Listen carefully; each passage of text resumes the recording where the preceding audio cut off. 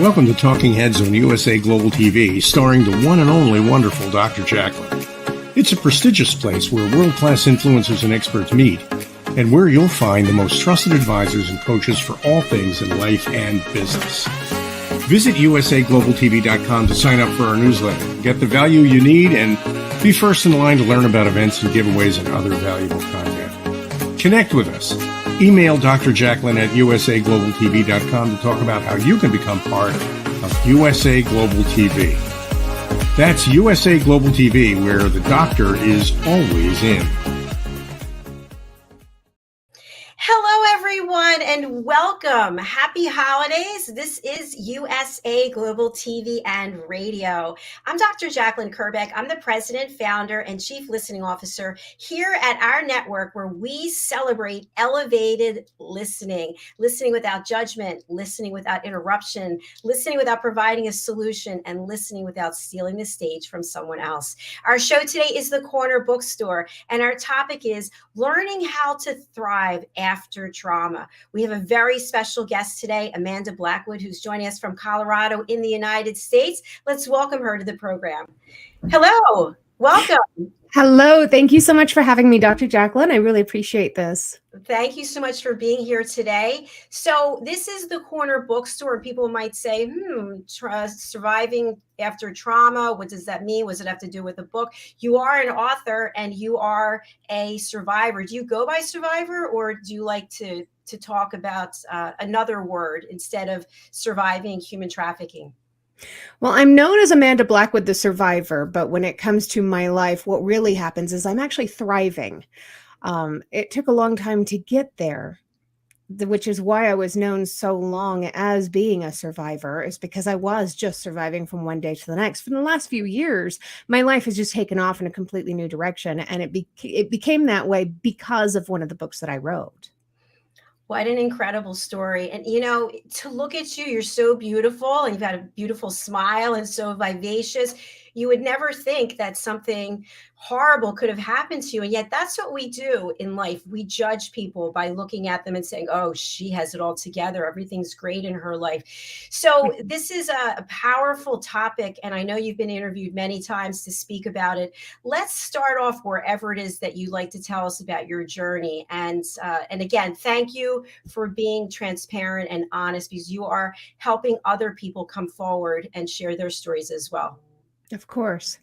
So one of the things that you just touched on was about the misconceptions that we often have when we look at people. One of the things that I like to do, I'm a public speaker also. You wouldn't know it by that, but I am a public speaker. And whenever I have been hired to speak at an event, one of the things that I'll do is go in early and I'll take a coat, even on a hot summer day, and I'll mark a chair, and that's my chair, so that all the chairs around it all fill in with people that I don't know. Even if people that I know are going to be there, I will make sure that I sit by myself front and center so that the chairs around me fill in with total strangers. Then when they call me up and announce that I am a survivor of human trafficking who's going to be getting up and speaking, when I stand up, I can feel those people that are sitting closest to me kind of stiffen in their chairs, and they're shocked that they had no idea that there was a survivor of human trafficking sitting right next to them.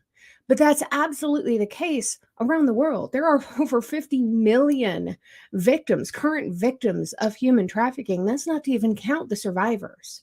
You never know what somebody else has been through. You never know who might be a survivor of human trafficking. Not all of us are as open as I am. Most people want to kind of push the past away and forget that kind of stuff ever existed. I couldn't do that. So I want to have as much of an impact as possible, which is why I do sit in those audiences. Most victims of human trafficking, I hate the word victim, by the way, but most that are subjected to human trafficking, they grow up in abusive households. And I'm no stranger to that myself. I was mentally and emotionally abused by my mother, physically abused by my father, and sexually abused by my brother starting when I was 4. So when you grow up with that kind of a background, you start to believe that that is what you were designed for in life. that's what your life purpose is. This is all it's ever going to be. This is what you are. This is who you are. And I tied so much of that into my identity. It left me vulnerable to being trafficked later on. It was a very bumpy ride for the first 40 years of my life. But as you said, it is kind of an incredible story. I have been completely transformed in the last few years. And thank you for the compliments on my looks. I never really think too much about that stuff. I try not to, but it is a part of who I am. And because of what I look like, not only was I hurt and harmed because of that, but I'm also looked at differently because of that. People look at me as though, like you said, I have everything together, like I've got the perfect life, like everything has always gone my way. I ended up in some really ugly situations, and I ended up in some really beautiful situations because I had red hair, because I had blue eyes. I was a model for Harley Davidson. I was trafficked 3 different times in my life. I was on Alias and Will and Grace. I was raped at 17. I dated Jim Carrey, the actor. I mean, there are extremes in my life that most people would not be able to really identify with. A lot of it does tie into what I physically look like, which is why I actually spend a lot of time trying not to think about what I physically look like. That's why I became a writer. I wanted to talk more about who I am on the inside and who I've always wanted to be on the inside. And I fought hard to be this person that I am. What an amazing story. Thank you so much for sharing that. And I sense that you and I could spend literally days together talking about your life and what you've been through. So we'll try to do it justice in the time that we have here.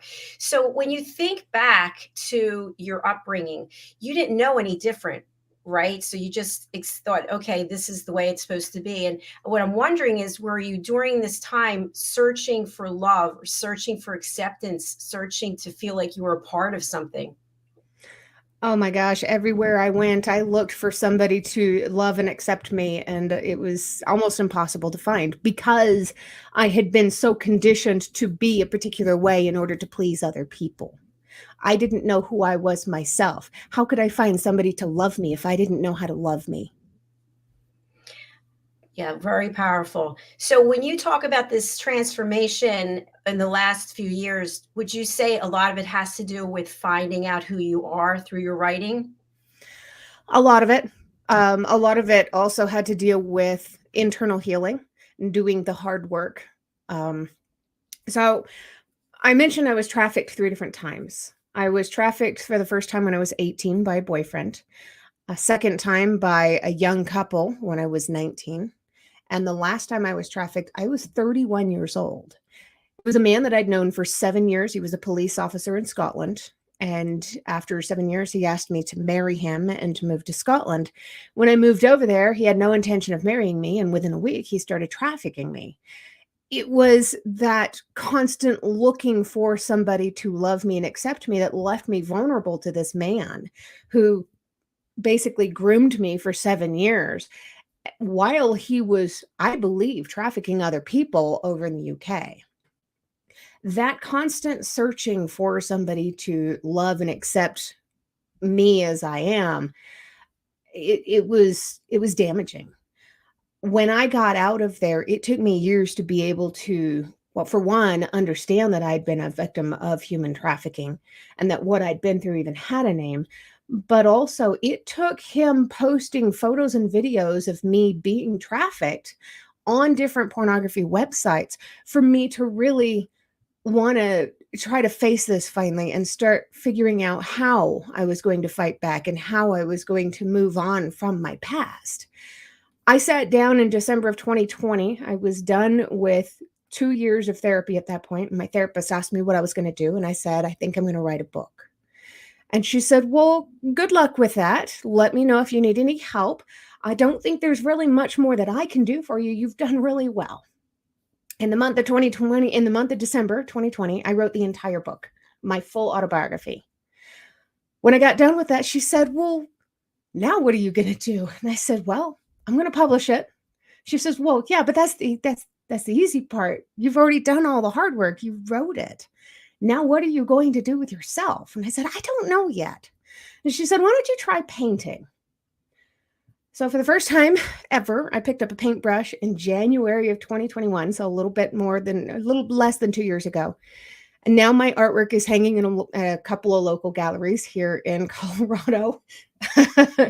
But doing the therapy, writing, journaling about my experiences and the triggered memories and painting my memories and getting that stuff, all that ugly stuff out of my body is what helped me to move not just through it, but beyond it.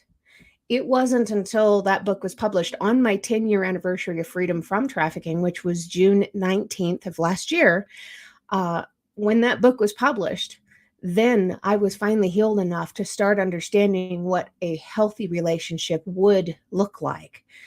Immediately afterward, I met the man who would become my husband, and our wedding was in January of this year. It's amazing the kind of healing that came from wanting to do the work, from getting the counseling and therapy, from journaling, from painting, from doing the creative things that would give me an outlet to be able to start digging in and to find out who I am as a person. Because like I said, until I learned how to love me, how could I expect anybody else to love me? And this man that I married, he's amazing. He loves every detail about me, and he's amazing. I can't say enough good things about him. He spoils me rotten. Oh my goodness. Congratulations. What an incredible story. I love it. Another story of during the pandemic where amazing things happened to someone. There's so many directions I could take this conversation. I want to focus on the positive instead of taking you back down to, where you've been. So when you sat down to write this book, you did it all in a month. Did it just start flowing out of you? And what were you feeling as you're putting what happened to you down there at some point? It wasn't that moment, but at some point, everyone in the world could read it and know. How were you feeling? It was hard at first. When I first sat down to write it, I had been wanting to write it for several years. I wanted to write it back in 2018, and I just couldn't bring myself to do it. There was a lot of stuff that I wasn't ready to face or to deal with yet, and I was going to have to face it if I was going to write it. Writing about that kind of stuff, I had to force myself to relive some of it, to really remember what I was feeling at the time and to accurately portray those emotions. It's tough. It's definitely hard. But when I was ready, starting December 2020, it was absolutely like that. It just flowed. I couldn't stop. I was working a full-time job at that time, and I wrote a 350-page book in 30 days or less. I mean, I took days off here and there. I was also working for Uber Eats, so I was working about 12 to 16 hours a day on average, and I wrote a 350-page book in a month. It was like the second I put the first words down, the second I knew that opening sentence, it didn't stop. I could not turn it off. While I was out driving for Uber Eats, or while I was talking to a customer on the phone, while I was doing any number of things, that book was constantly in the back of my mind. I need to remember to add this part. I need to remember to dig into that part. It was just this constant creative flow. It was amazing. That is amazing. What a gift that you were able to channel all of that instead of having it maybe over 10 years. That happens a lot of times. People start to write something and then they just never get through it or to it. But in your case, it seems like the work that you did, the time that you put in, getting to know yourself and understand what had happened to you really paid off for you to be able to just take that time and just get it out there in the world. What kind of feedback have you received from people who have read the book? I'm sure people are reaching out to you and thanking you and saying, hey, this happened to me, or tell us more about that. I've had a couple of people reach out to me and say, thank you for writing the book. You're giving voices to those of us who can't yet talk about it. There was a young lady in Texas who reached out to an anti-trafficking group in order to receive the help that she needed with therapy and counseling, because she'd been through something not quite similar, but still in the world of human trafficking. And there's so many different variations of what it is that people go through in that world. Those are the messages that I love the most. I've had the few negative ones also. I've had my own family members who contact different radio stations and podcasts and stuff after I do interviews to tell them, and I have quotes of my mother saying, you should do a better job of vetting your guests, because as her mother, I can tell you the truth isn't in her. And I get those kinds of things also. I get a lot of the human trafficking doesn't exist. Why didn't you just run away? I've written and been interviewed on different news stations and stuff for the exposition that I wrote about why human trafficking victims can't just run away and never look back. It's not really possible for 90% of the time that you're in that world. Less than 2% of all victims survive. Most have drug overdoses, or they're beaten to death, or they're starved to death, or they commit suicide. And I nearly committed suicide myself in the midst of some of the worst parts. It's a very real problem where not only are people not being recognized as being victims because they look perfectly normal. I didn't look very much different from this at the time of my abuse. My hair was shorter, but that's, aesthetic. But it's those messages that I get where people tell me, I think this is happening to my daughter, and thanks to your book, I think I can get her the help that she needs. Or I recognize these signs and I think I can do something to help this friend of mine in high school. Those are the messages that not only break my heart, but make me feel like I'm making some kind of an impact in the world. It's a two-edged sword. It hurts, but it's good. Well, keep the positive outlook, because you are helping people. And I'll share with you, I wrote a book. I also was raped. And when I put it in the book, I had a lot of feelings about it. And the interesting thing is that one or two people have reached out to me to even discuss it. People I know. People I don't know have reached out to say something, which is kind of interesting. But something I really wanted to have you touch on, because we're all about education here.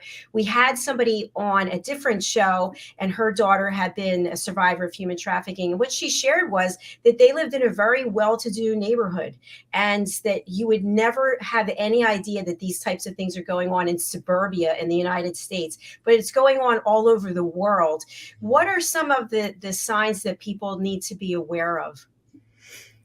The signs are going to be very similar to those of a domestic violence situation.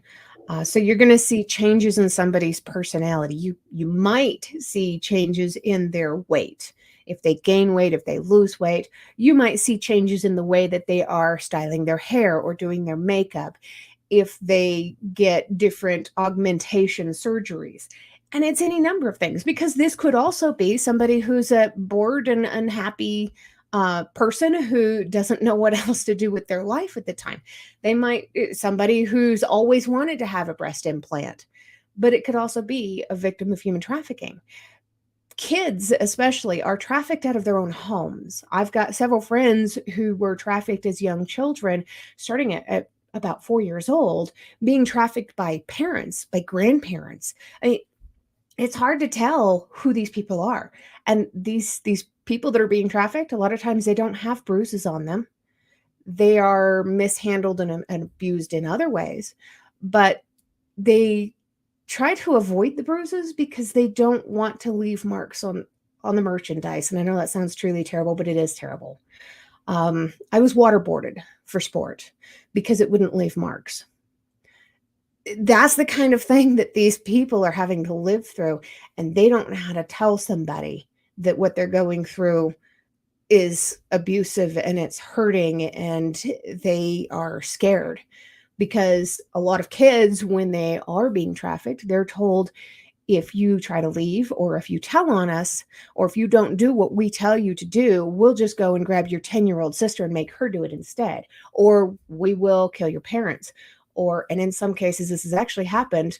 They bring the family pet to where this trafficked kid is and kill the pet in front of the kid. I mean, these are coercion tactics that are just beyond comprehension.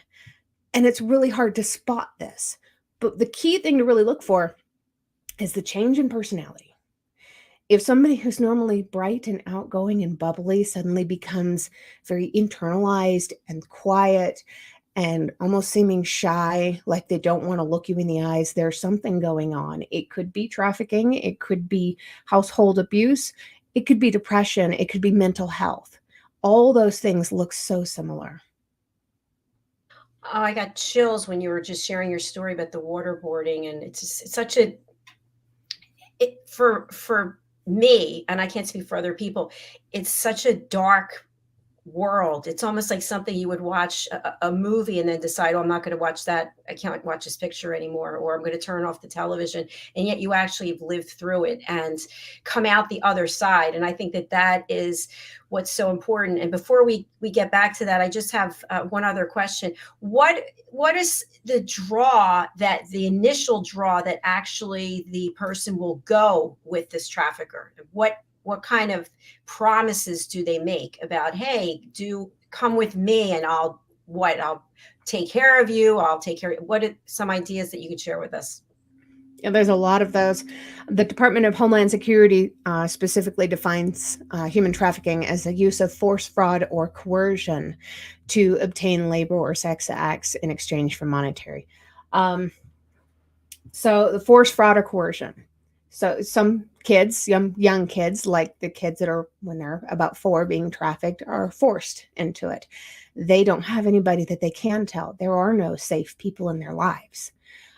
Fraud can be people who are promised tens of thousands or hundreds of thousands of dollars to go film porn movies and are frauded by, they make these movies. These movies are making money on pornography websites, and the actress isn't paid. That's very clearly fraud. And the coercion, that's what I faced mostly.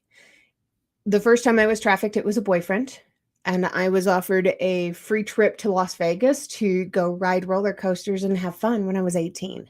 I was excited about that. I loved the roller coaster at New York. So when we went, I absolutely expected that that was exactly what I was going to be doing. But instead, I was locked into a hotel room for 52 straight hours.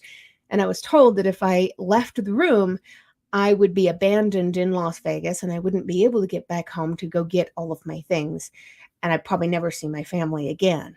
Not that I really had a whole lot of family at the time, but that was still a very real threat to me. So I had to do what was being forced on me in order to get my way back so that I could leave the situation.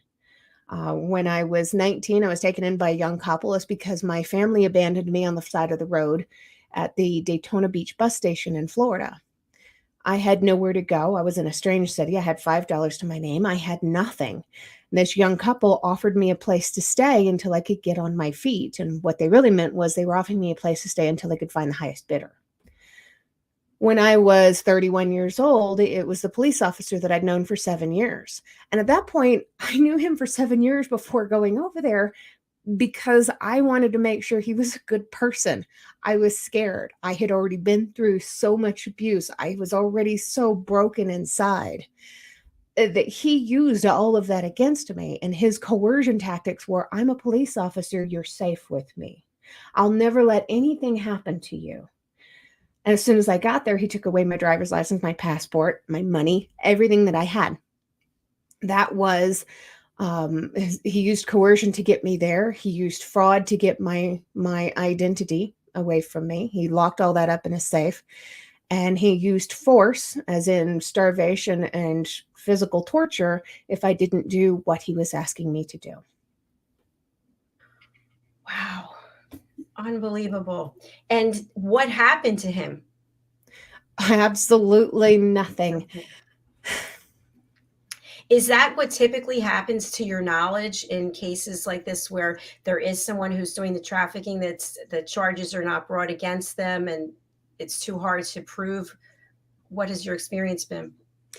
It's a very small percentage of the traffickers who are actually caught, and it's an even smaller percentage who are actually convicted of their crimes. It's really, really sad. Of all of the traffickers out there, I think it's something like 30% of them are brought to court and less than 10% are convicted.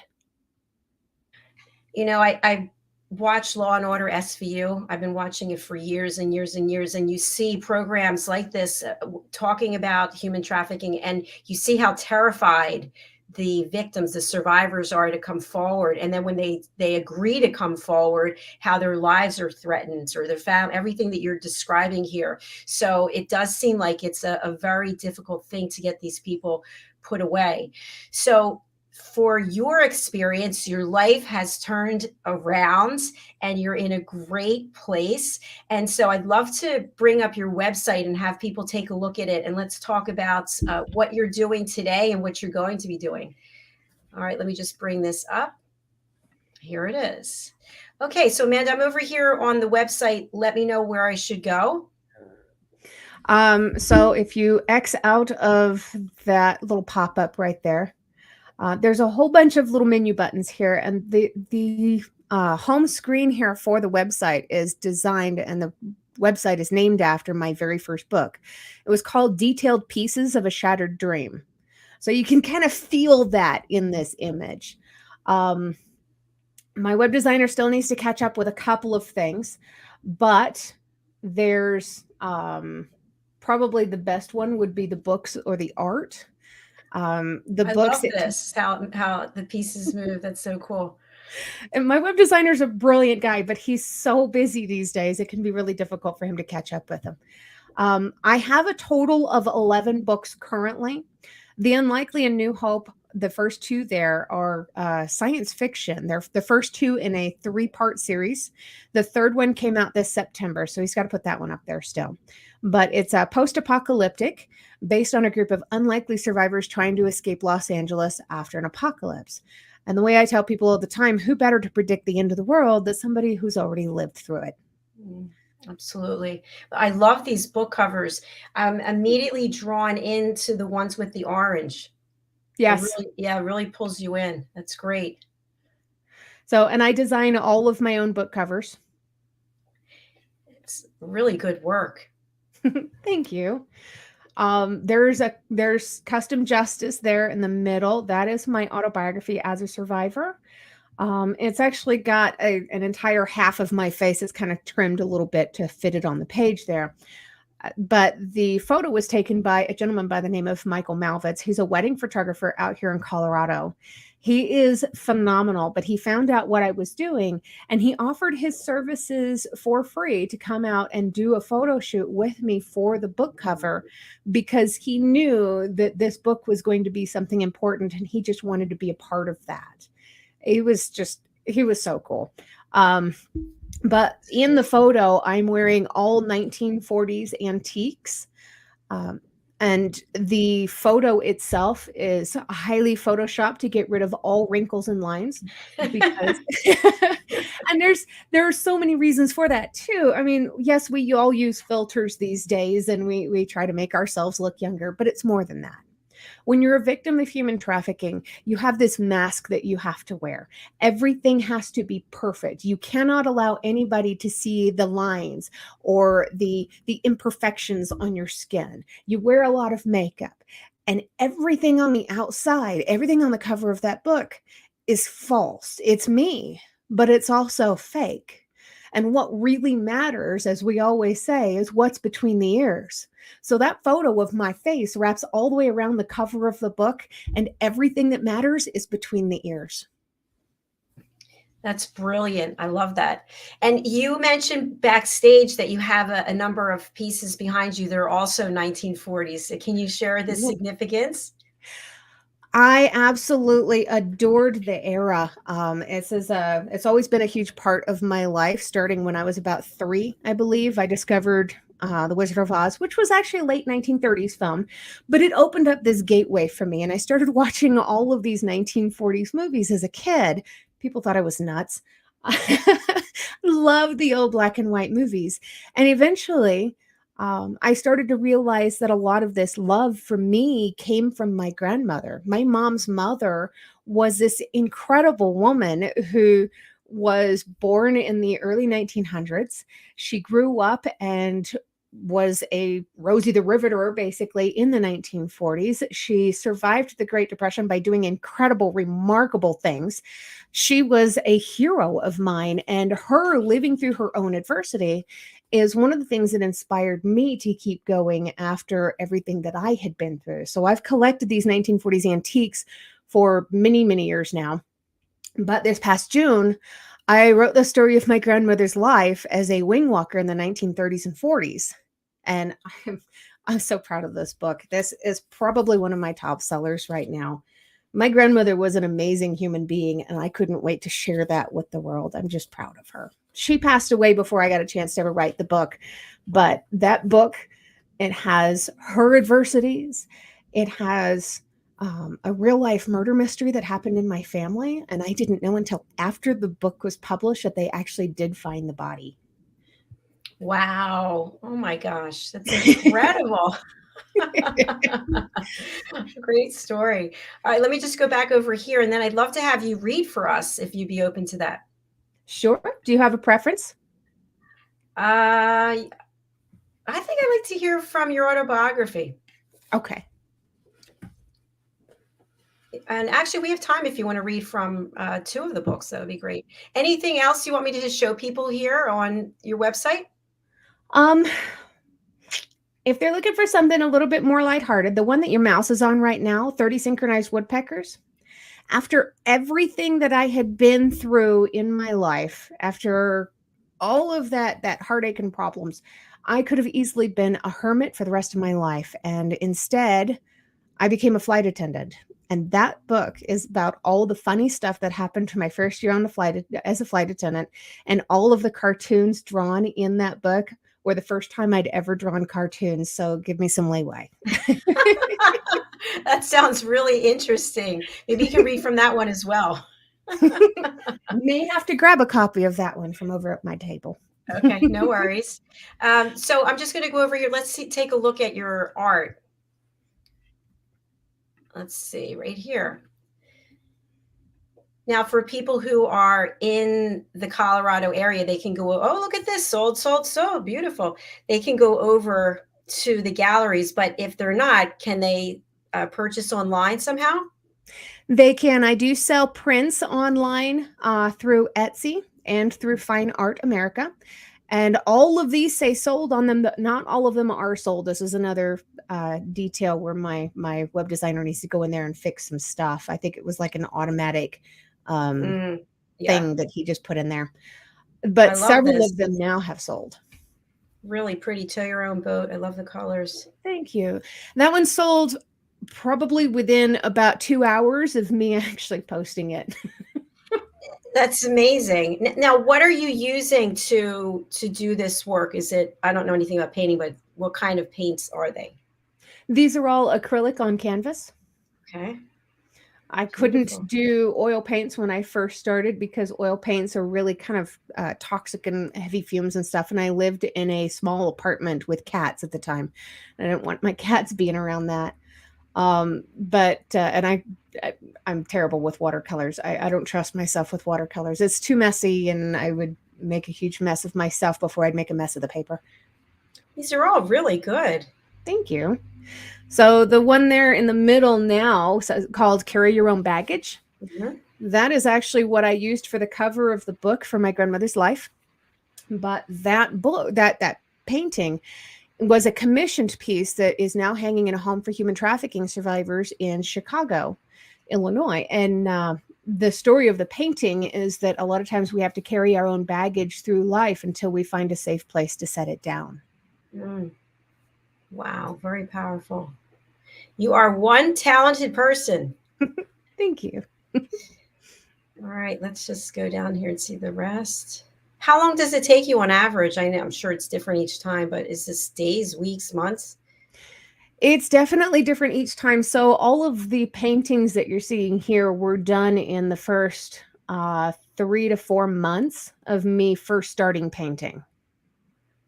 And, So I want to share with our audience what you had mentioned, that you had been in therapy and then your therapist said, hey, there's nothing more I can do for you, but what are you going to do? Made a suggestion, something you never did before, and you walked through the door and now look what's happened. And I want people to embrace that as we come to the end of the year and people are looking to make resolutions. If you take on something new, you never know where it's actually going to take you. And in this case, we have all this beautiful artwork that is now for sale and sold. So please do take the time to do something different or try something new, because you just don't know. All right, Amanda, I'm going to turn it over to you, and I can't wait to hear you read for us.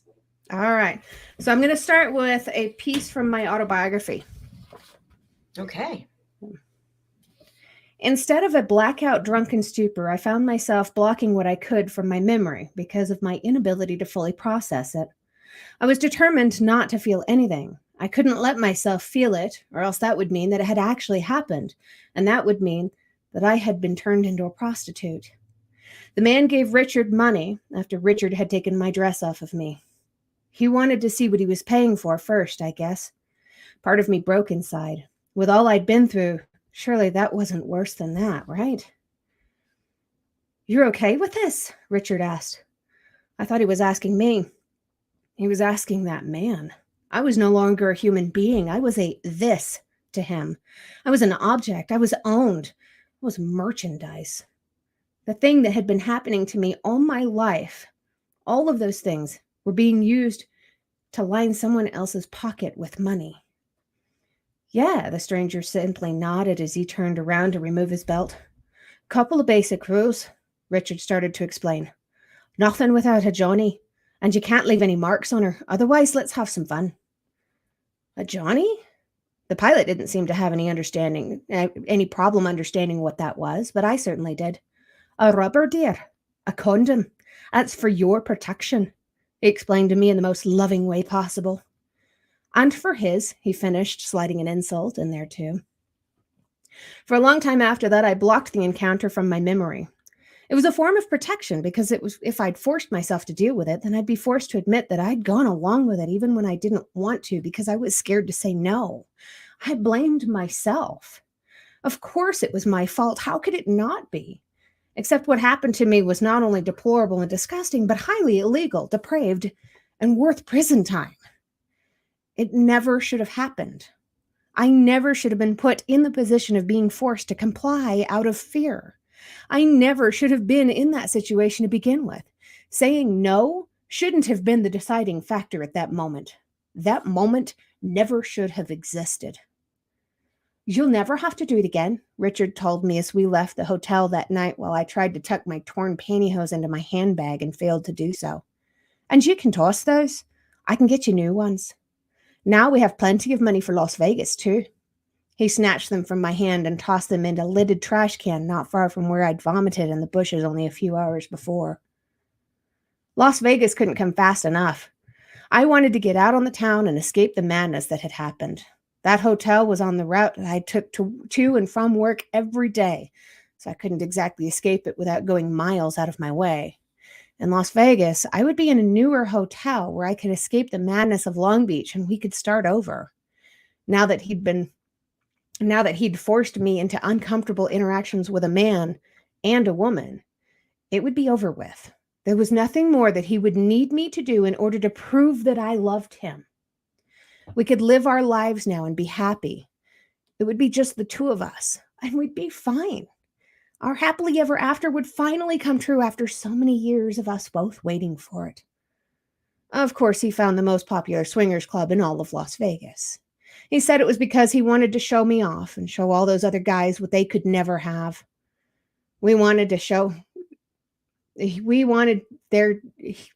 Excuse me, this is hard for me to read. We could be there and watch others, and we could go do our own thing if we wanted to, but he just wanted to show me off for a while, he kept insisting. Immediately, I was uncomfortable with it all, but he'd managed to pour several drinks I didn't want down my throat first, so that I'd be less likely to protest. He was getting accustomed to how I was more pliable when I'd been drinking, and sadly, So was I. True to his word, he didn't let another man touch me all night at that club. He kept everyone away and would just point at the activities he wanted me to see. I faked interest, of course, just as I had with his swingers website when I'd visited him in Scotland. But there was nothing I hadn't already seen in my depraved existence. I really wasn't interested. He continued to point, and I continued to get more and more bored. Sleepiness began to drag at my eyelids, and he grew upset, so I started to pay more attention to the details just to keep myself awake. It was awful. There was a snag in the mosquito netting over one bed. Some guy had dressed up in green spandex to match his girlfriend's dress. The lady closest to us wasn't wearing any clothes, but she did have on an ankle bracelet made of silver with 6 little charms on it that I could see. One charm looked like a high-heeled shoe. Another looked like a purse. A third one looked like a little tube of lipstick. I looked at anything except what he wanted me to.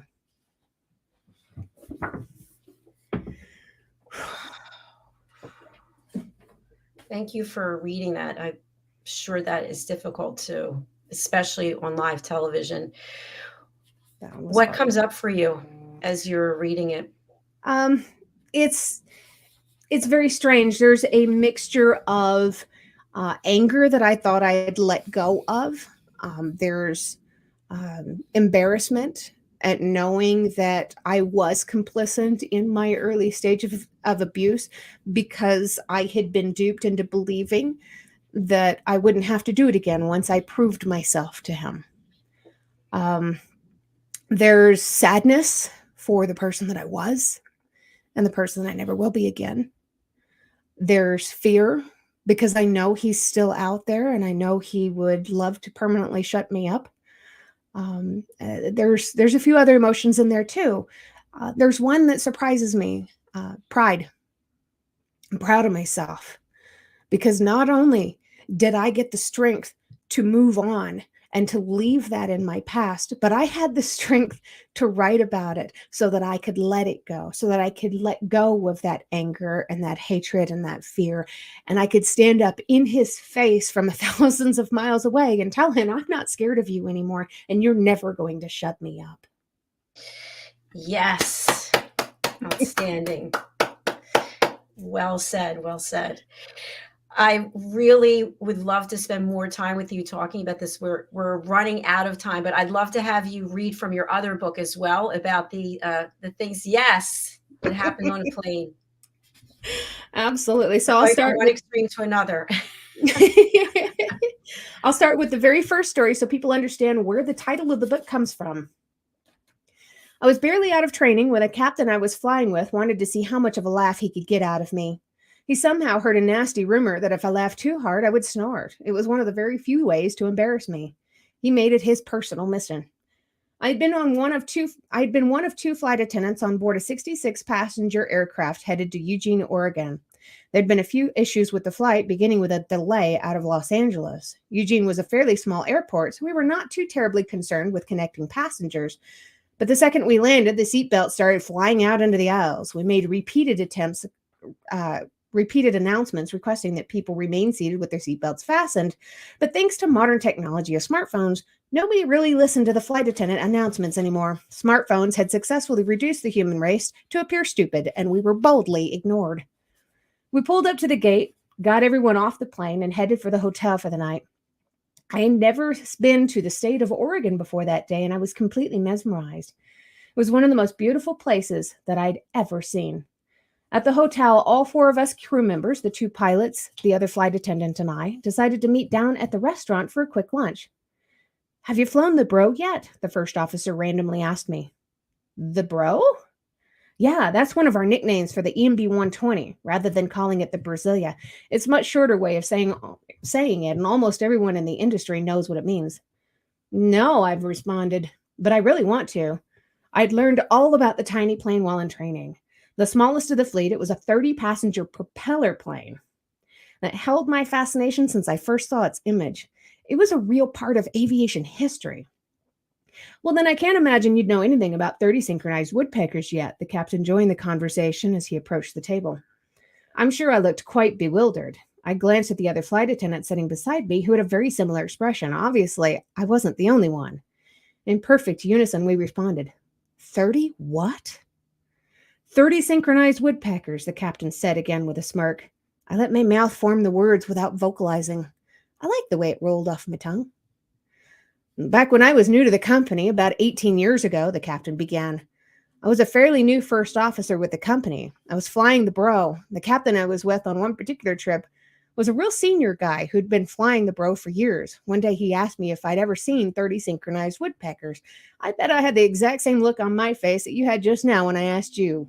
I had no idea what he was talking about. Well, he said to me, if you get up and look through the little window in the flight deck door, I'll show you. So I got up out of my seat and I looked through the little window. We were rolling down the taxiway heading for takeoff. He should have warned me.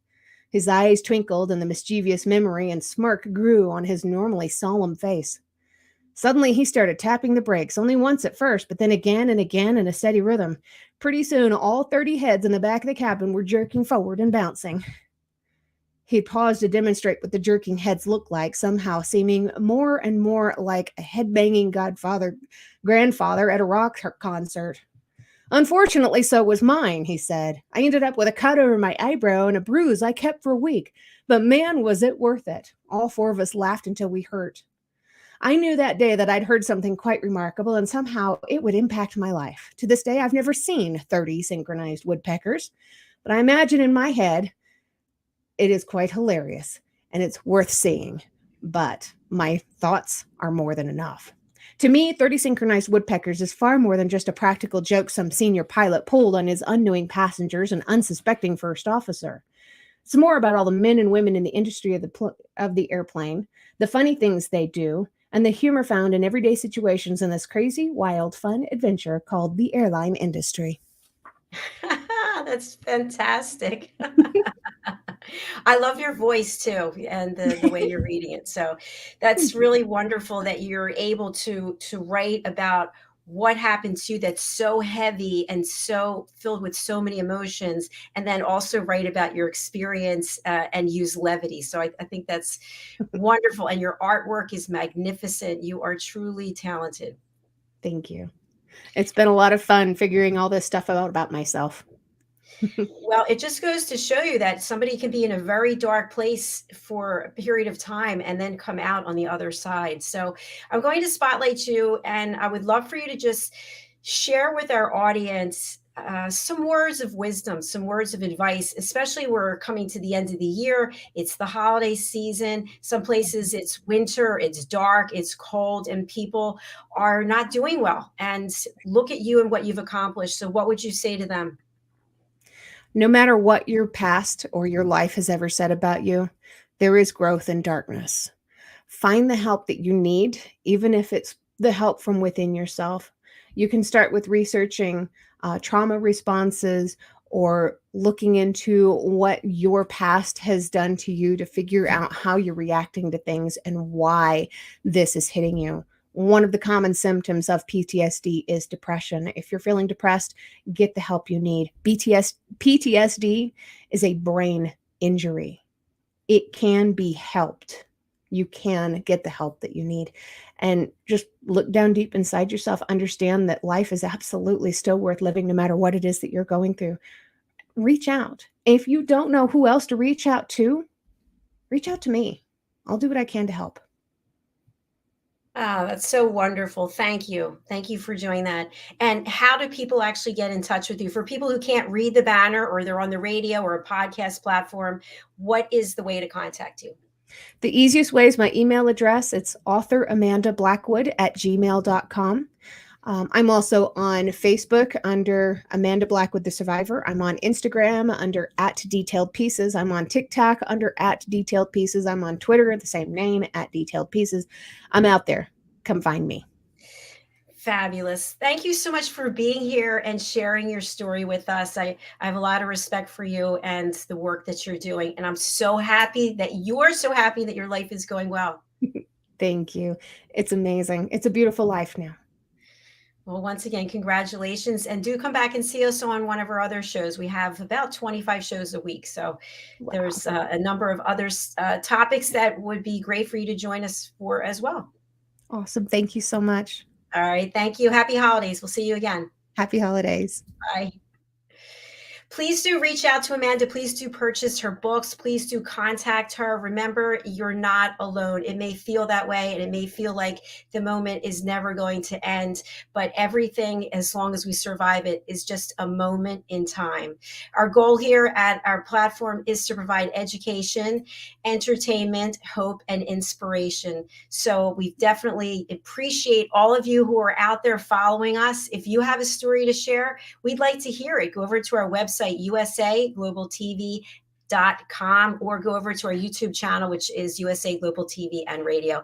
Thanks again. We're coming back with our next show, which is the Mallorca Connection, and the star, Mr. Roland Friedel, who is literally rolling through Europe in his motorhome. And our guest is the founder of a wonderful charity, Push Child Foundation in Uganda. So we'll be pleased to meet him and hear his story. Thanks again. Bye, everyone.